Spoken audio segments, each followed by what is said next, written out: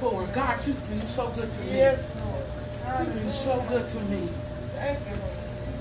You've been so good to me.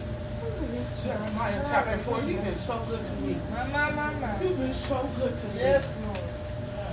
I know many people here have a testimony, but I buried some friends. Hallelujah. Yes. Some people who were my age, glory to God, who did what I did. Hallelujah. Hallelujah. We're in the same circle as me. Glory to God. Hallelujah. Hallelujah. And I don't know why he spared my life. Hallelujah. But I thank him. Hallelujah, that I've been given the opportunity to make it right another day. Hallelujah. Hallelujah. And should this be my last opportunity to tell you, God, I tell you thank you this morning. I thank you, God. Jeremiah chapter 4, y'all, I can't help it. I'm sorry. Hallelujah. Hallelujah. But it got caught in my spirit. Hallelujah. He's been good. Glory. Hallelujah. Hallelujah. Hallelujah. Jeremiah 4 and 22. Hallelujah. Hallelujah. Glory to God. Hallelujah. I hear you, God. Jeremiah 4 and 22. You find these words. Hallelujah. It says, for my people is foolish. It does say is foolish. Yeah, no, right. You didn't know Ebonics was in the Bible, did you? My people is foolish. They have not known me. They are sottish children. And they have none understanding. They are wise to do evil. But to do good, they have no knowledge. I've started a sermon series entitled Summer Slow Jams. Well, in a minute, I'm going to preach in a white thing. It's against my rules, but I'm about to preach in a white thing. I started a series entitled Summer Slow Jams, and we done did a little Atlantic Star. We done messed with Frankie Beverly featuring Maze, and we done had a little Jill. We done had a little Teddy P. I got a strange one for you. Today, I want to introduce you to one of my favorite jams. You ready? Brother Aaron Neville, in 1991, sang a song. Look at you, you're trying to figure me out. I see you. In 1991, he said, everybody plays the fool. Sometimes. He said that there's no exception to the rule. That everybody plays the fool sometimes. Y'all remember that? Yeah. Y'all come on and let's get together. We have an atmosphere set. I believe God is going to do great things. But everybody plays the fool. If you're looking for a sermon subject, everybody plays the fool sometimes. No exception. You don't got to write that. That ain't my sermon title, but I like to finish it. To the rule. Everybody, Keisha, plays the fool. Sometimes. Watch this. That ought to take the pressure off of you in the room. If you've ever been foolish, it ought to be good news to you to know you're in the company of a room full of people who have been foolish. Oh, man. You know, I'm tired of church people, Keisha, acting like they come to church and shouting like they got it together. No pumpkin peaches. Everybody in this room, at some point or another, has played the fool. And I ain't talking about actors on the stage play the fool either. You've been a fool. Do me a favor. With the risk of your neighbor being upset with you, look at them square in their eyes and tell them, you've been a fool too. You've been a fool too. Do me a favor, find you another neighbor. This is for the bold people in here who are honest and say, hey, I've been a fool too. I've been a fool too. My God, we've been foolish. We've been foolish. But what is foolish? Watch this. I'm about to take a spin. I don't think y'all saw coming. To play the fool in a biblical context, the word fool comes from a Hebrew root word which means open. Oh, I bet you ain't see that one coming. Watch this, Minister Yates. The Hebrew root word means open. And the word open just means that you're open for whatever may come your way. You're open to be swindled. You're open to be tricked. With the risk, because there's so many women in here, y'all jumping and shouting too loud, get off your boy. But I would guarantee every woman in here has played the fool for some joker. Y'all know my word. You done played the fool for somebody slick Willie.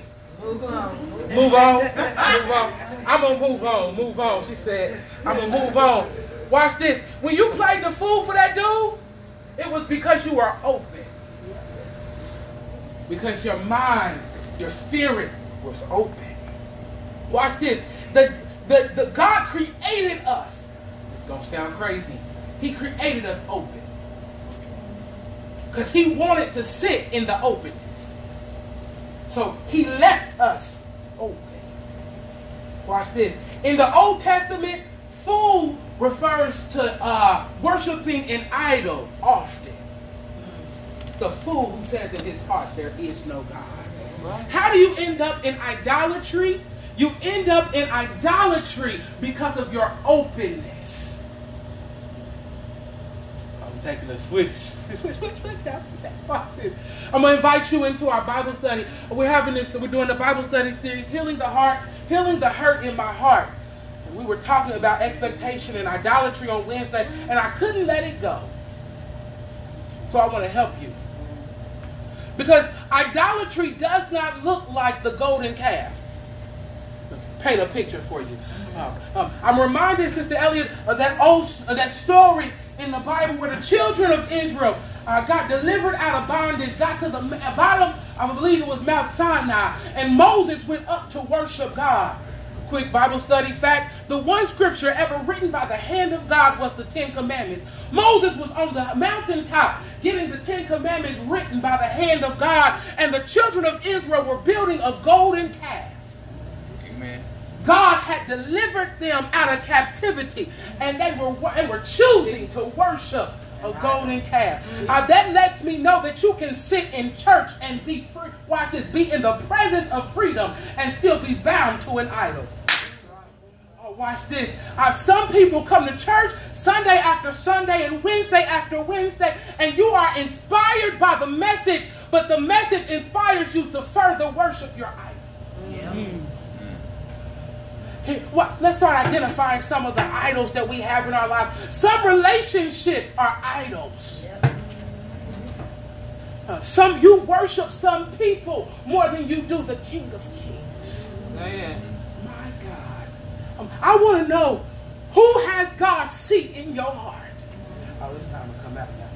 Sometimes I ain't going to be able to make it no more. I was flying. I know, right? I was flying. Yo, don't hate on your boy. I was flying. But I'm going to go ahead and go now. Whose relationship do you value so much that it dictates your emotion? That's how you know you have an idol, Brother Jason, is when you are in a relationship with somebody and their anger controls your emotional state. They have elevated to idol status. Who, let's just examine the room. Check your purse, check your pocketbook, check your wallet, take out your phone, and examine your bank statement with me. Because your bank statement normally identifies your idol. Ask your question. Who's so in love with them that they have become their own idol? No, you didn't build a golden calf, but you are the golden calf. Did I just call somebody a calf?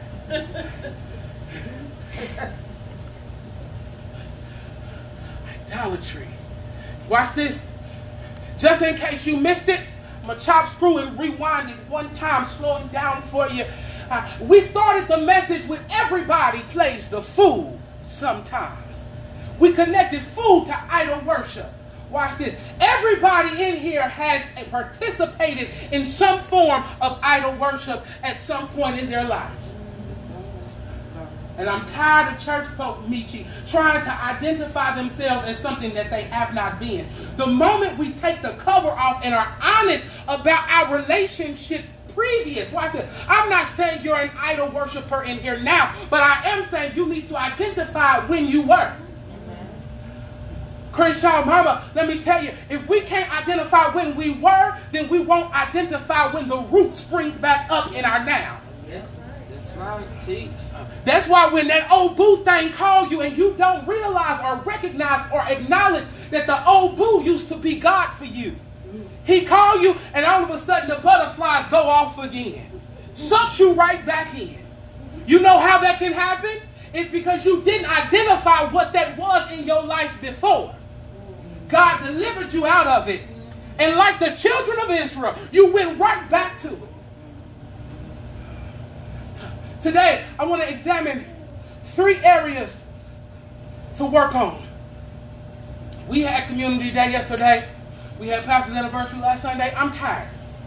So I'm going to hit this thing hard and keep it moving. I hope it makes it worth your drive to church today. The first area I want to highlight for you is we must address in idol worship is the expression of idol worship. The expression of idol worship. I was talking and healing the hurt in my heart, and we were discussing the need to interrogate the whys of our lives. You have to interrogate the why of my life.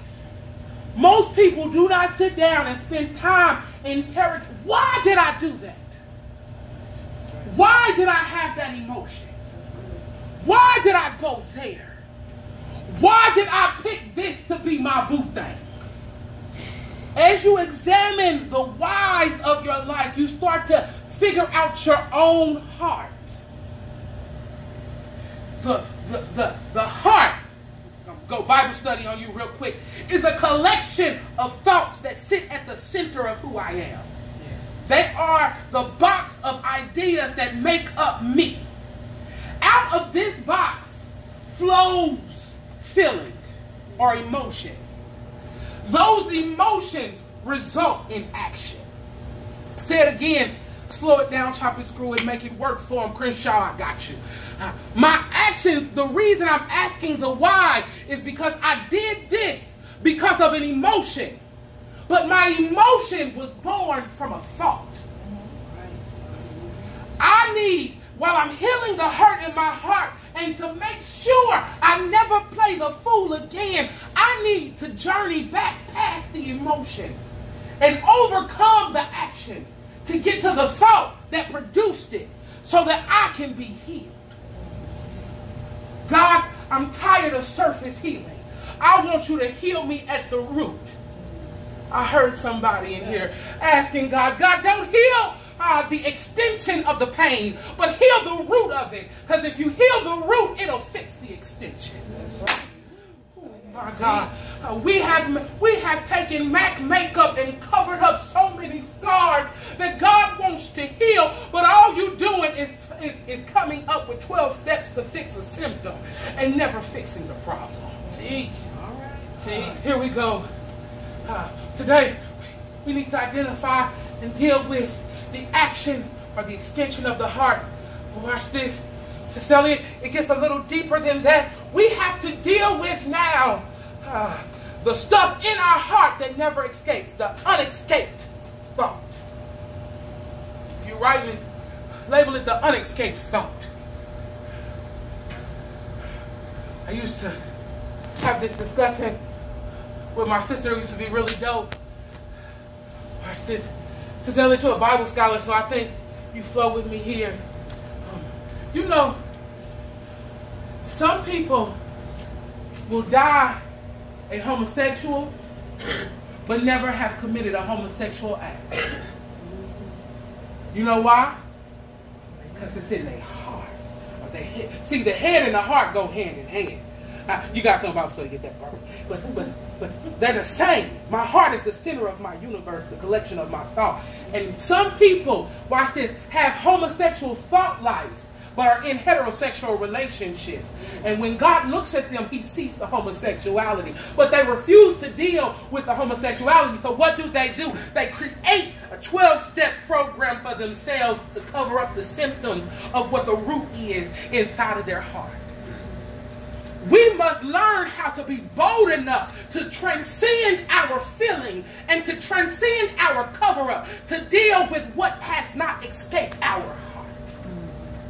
Watch this. This is good to me because some people, watch this, are trying to figure out why they're so angry. But anger is only a cover-up for a feeling of vulnerability.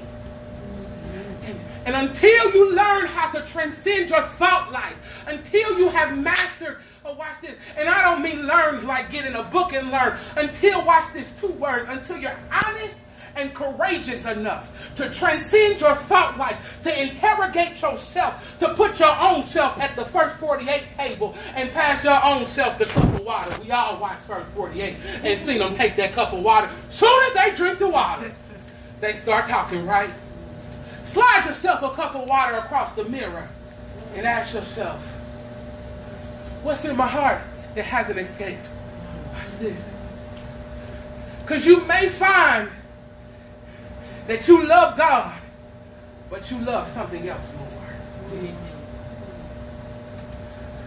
Watch this. Minister Price, some people are so in love with the feeling of pain that pain, the feeling, has become their idol. Have a great day. They need to find something negative in their great day or they feel uncomfortable.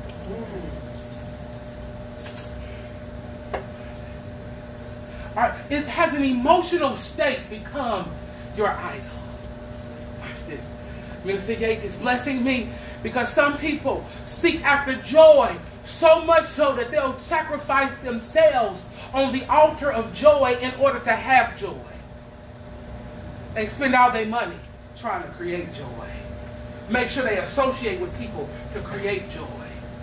Joy is a thought or an emotion that's born from a thought life. You can't buy it. Okay. Third area, if you're going to fix the food that you've been and prevent the food that you've been from ever coming back, you have to get rid of guilt.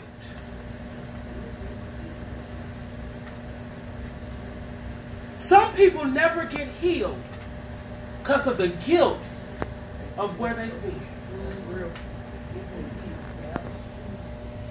Who in here is God trying to propel into a destiny of greatness, but the guilt of idol worship is preventing him from using you more?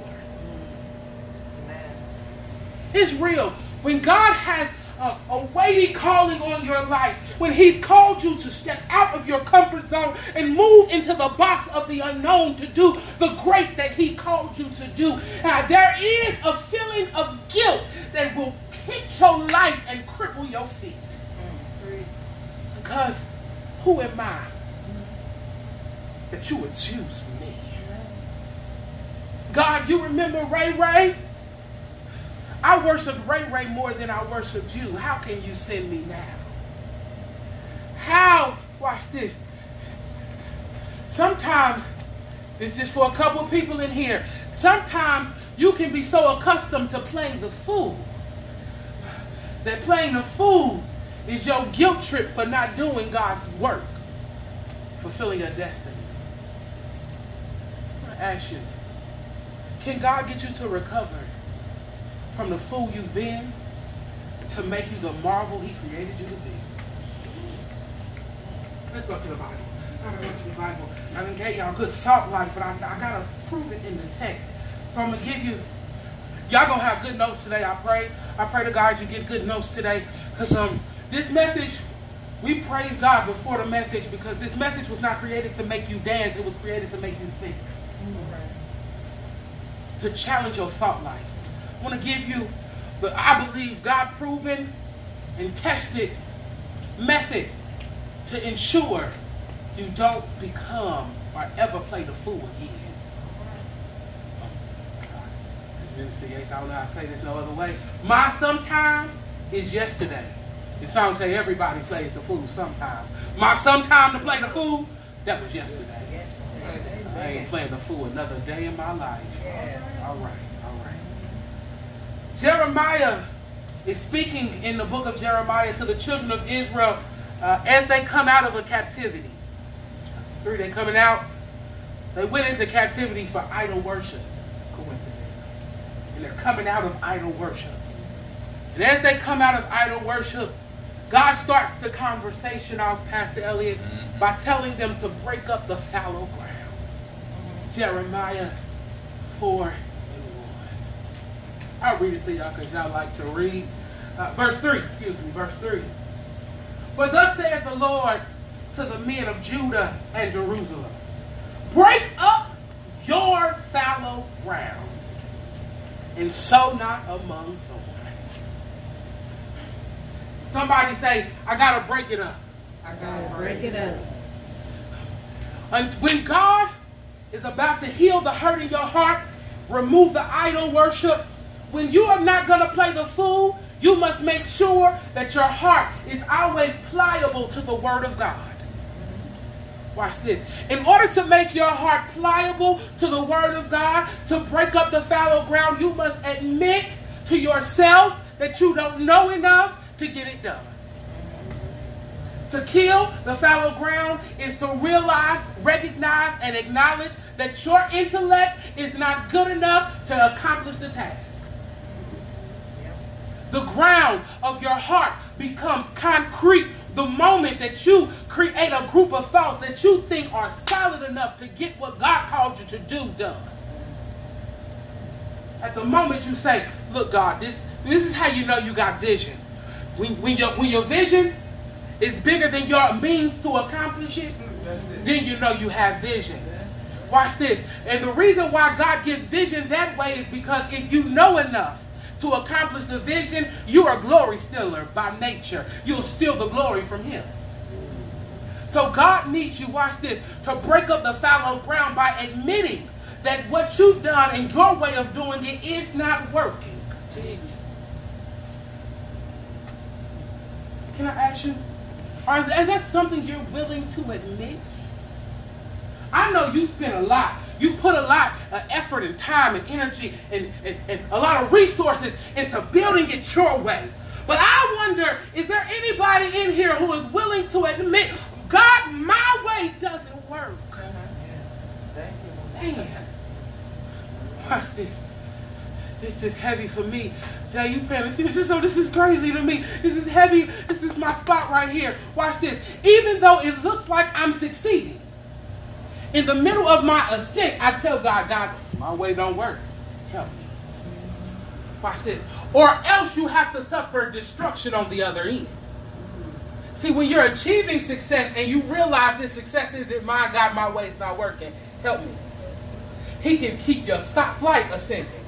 But the moment that you think, I got this, shift to autopilot, and you think you can soar on your own, is the moment, you saw that Patty because I did that Patty. The moment that you think you can do it on your own is the moment he brings your plane down. Break your flight. You got to break it. You got to break up your thoughts. Watch this. And then you have to circumcise or cut your heart. Somebody say cut it. Y'all play too much. Y'all play too much. Every young person in here was like, y'all so goof. Y'all so goof. Watch this. This is verse 4. Jeremiah 4:4 says, circumcise yourselves to the Lord and take away the foreskin of your heart. Oh my God. Listen, without being graphic, I ain't trying to go there with y'all. You so good. I ain't trying to go there with y'all, but here's the, we know what circumcision is, right? We all good, okay. Take away the protective layer of your heart. Can I ask you a question? When is the last time you laid naked before God? Just flaws and all. So don't laugh at me, don't judge me. I like movies a lot, and I've probably watched Monique and Fat Girls 925 times. It just entertains me. Monique gets to a place, she's real subconscious in the movie about her weight. She trying all these diets. Eventually she gets to a place where she like, look, you just gonna love me fat or not. She stands in front of a mirror, and it's big Monique, not the new Monique, the big Monique, and drops the towel and stares at herself in the mirror. And she, for once in the movie, pierces into a mirror with all of her flaws and is finally ready to be loved how she is. Can I ask you a question? When is the last time you laid naked before God like Monique in that movie? Here's all of me. Watch this. When is the last time you told God stuff like, hey God, sometimes I can be a liar. Tell me. God, I'm jealous of their relationship. Tell me. God, today I am struggling in my spirit because I'm so upset with y'all just excuse me. I'm upset with the plight of black men in America. Yes. I'm so upset with what's going on with my brothers that I'm angry. Help me. How honest are you with your relationship with God? Mr. Yates, one of the best sermons I think I ever preached. I preached a sermon called Let's Get Naked. Shock the people.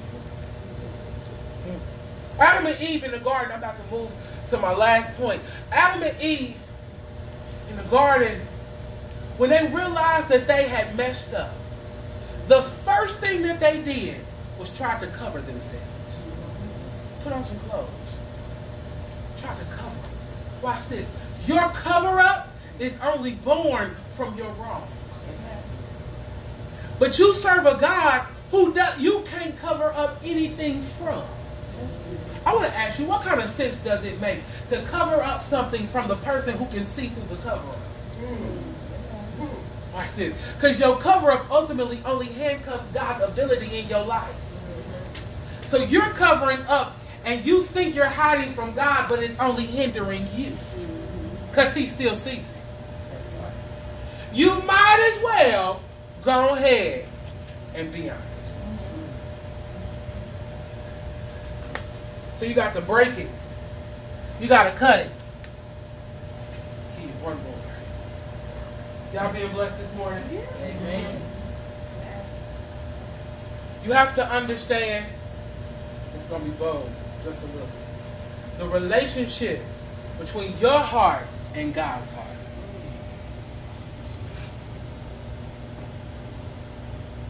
Sister Elliott, most of us think that God is not affected by our heart. But God is affected by our heart. God is affected by our heart. God is affected. Your heart affects God's heart. Yeah. Watch this. Watch this. Verse 18.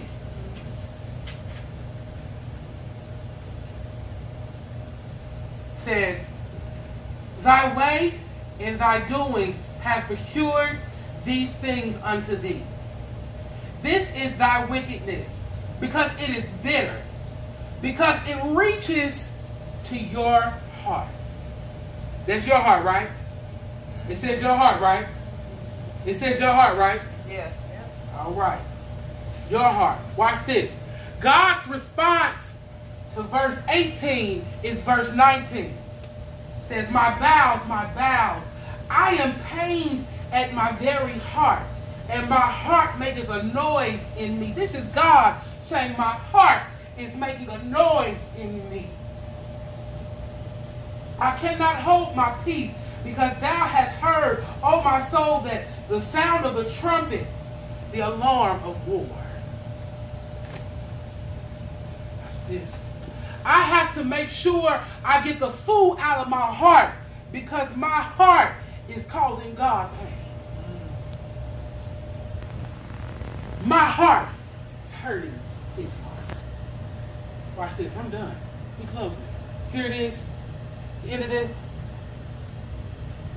I told y'all this story, but I'm going to tell it again.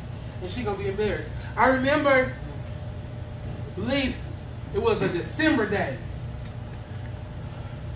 I had thought I was grown. Went to my friend's house. We smoked quite a bit of weed in my car. Yeah. Big pounds. Super high. You know that kind of high where you open up the door, roll out, and the mushroom cloud is on top of the car? That was high. And I had a conversation with one of my friends. He said steam will get the smell out. So like a dummy, I drove around the corner, parked in front of my mama's house. She was at home, sitting in the living room. I walked past her as fast as I could.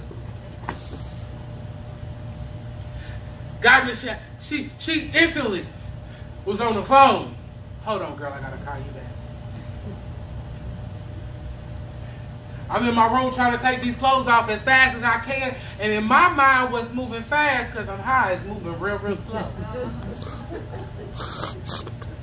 She comes to the bathroom. She comes to the bedroom door. You all right in there? Yes, ma'am. So she pacing back and forth, trying to figure out how she gonna deal with the situation. I hurry up and get in the shower. I turned that while I was burning myself, trying to create steam. My mama came to that door. She said, boy, you been smoking weed. No, ma'am. No, ma'am. I'm going to go to your car, and if I smell weed, I'm calling all your friends. Okay. Trying to maintain the lie.